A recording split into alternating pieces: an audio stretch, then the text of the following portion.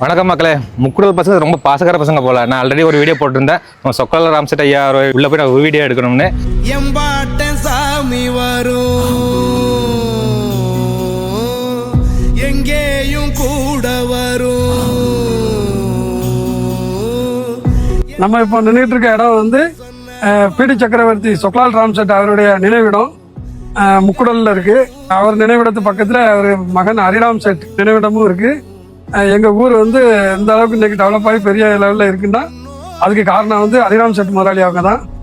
எங்க ஊர்ல வேலை வாய்ப்பே இல்லாத நேரத்தில் நிறைய பேருக்கு பீடி தொழில் வேலையெல்லாம் கொடுத்து இந்த ஊர் மக்களை வாழ வச்சாங்க.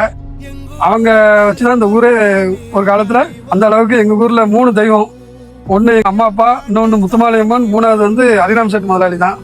சொக்லால் முதலாளி தான் பள்ளிக்கூடம்லாம் கட்டியிருக்காரு. பீடி கம்பெனி ஒவ்வொரு நடந்துச்சு.